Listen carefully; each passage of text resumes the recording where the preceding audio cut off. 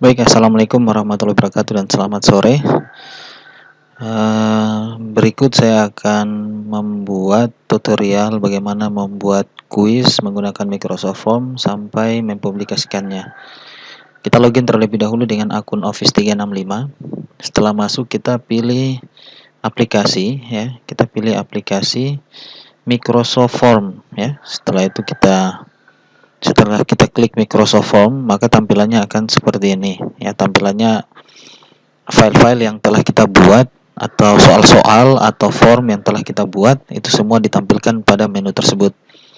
Kemudian kita pilih kuis baru jika kita ingin membuat soal baru. Kita klik kuis baru. Nah, di sini kuis baru ini ada beberapa menu ya. Di sini kita tulis judul ya, judul soal yang mau kita buat. Misalnya soal ujian semester kelas 10 ya. Kemudian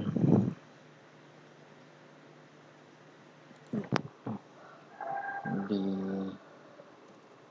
soal ini diberikan untuk diujikan bagi peserta didik kelas 10 MIPA.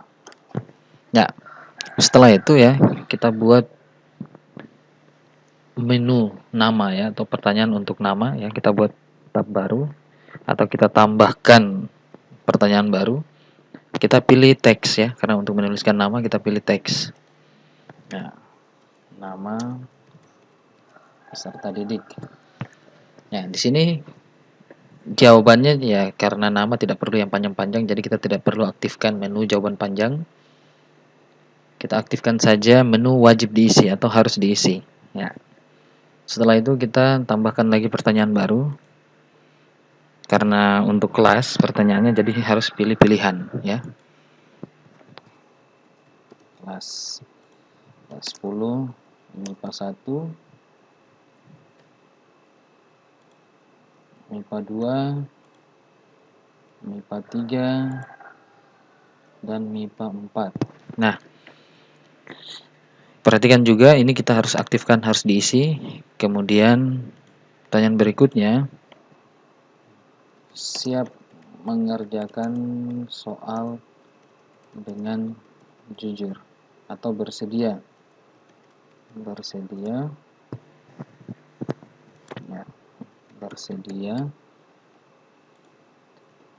tidak bersedia.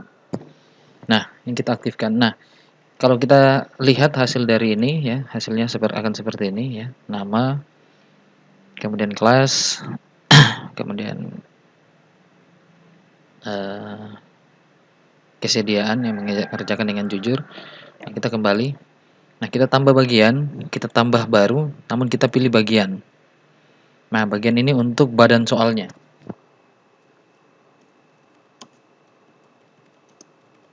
Soal pilihan ganda di sini deskripsi. Pilihlah salah satu jawaban yang paling benar. Nah, kita tambahkan pertanyaan ya. Kita tambahkan pertanyaan pilihan ganda ya, pilihan. Nah,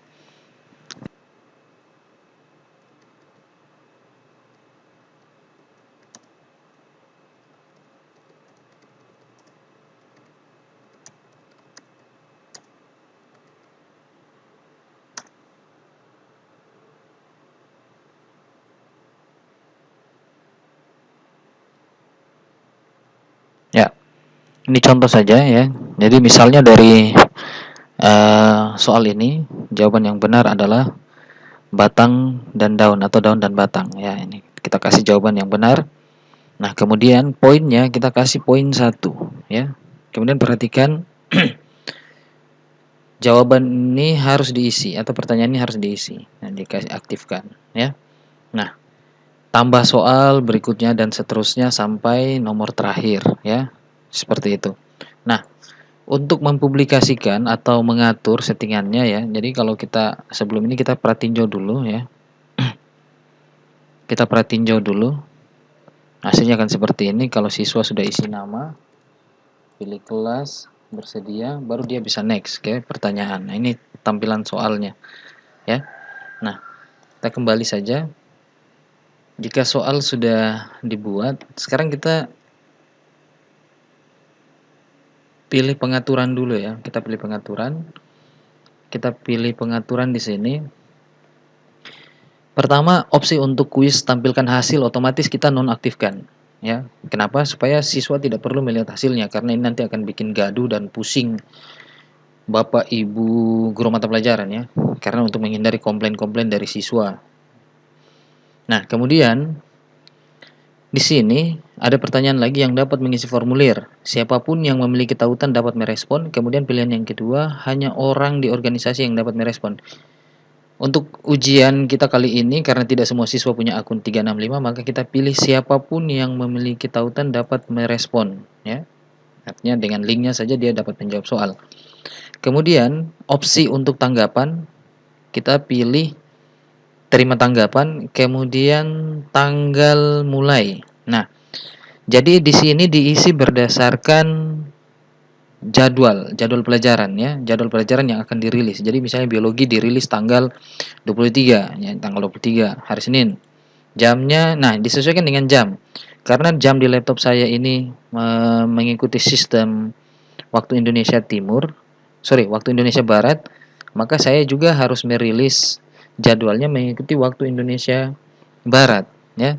Jadi kalau kita ujian nanti, kalau misalnya jam 7.30 berarti di waktu Indonesia Barat jam 5.30 pagi ya. Kita setting di sini jam 5.30 ya.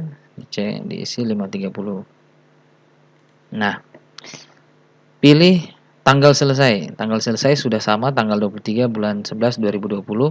Karena kita ujian 1,5 jam, maka 1,5 jam setelah jam 5.30 adalah jam 7 ya, jam 7 kalau waktu Indonesia Timur ya jam 9 ya, berarti kita tulis ini jam 7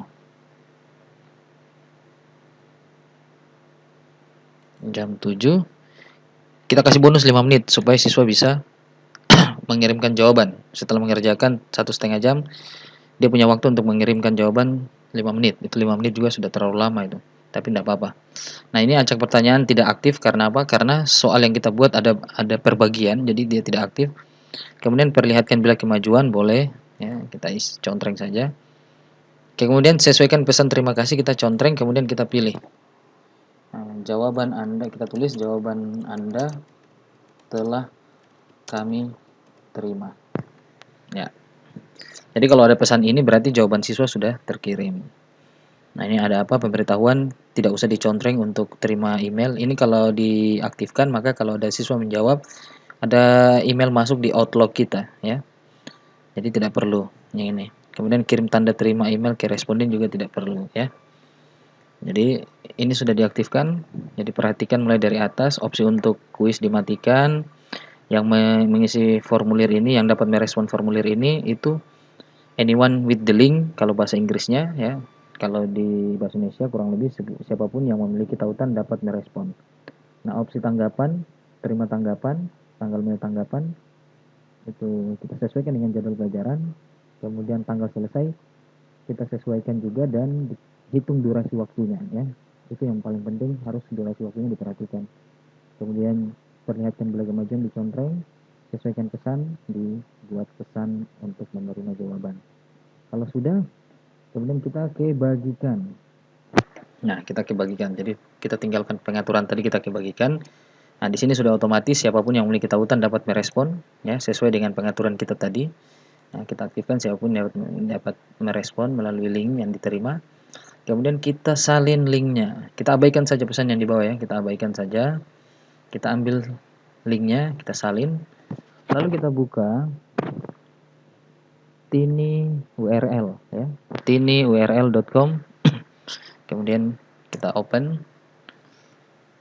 Nah, lalu di sini enter along URL to make bla bla bla ya.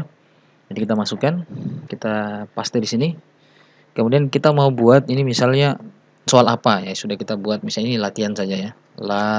latihan bikin soal. Ini jadi setiap kata saya kasih strip ya. Karena di link itu tidak boleh ada tanda spasi. Jadi saya kasih strip ya, tanda strip. Jadi tidak boleh ada spasi kalau membuat linknya. Jadi oke, lalu kita pilih make tiny URL. Oke. Nah, kalau ada pesan seperti ini ya, the following URL ya. Untuk mengikuti URL ini, nah kita bisa memilih email link alternatif yang sudah kita buat tadi, yaitu di sini ya.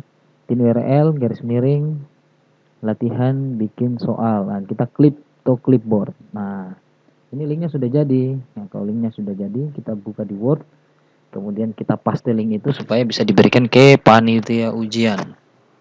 Nah, misalnya link soal biologi kelas 10.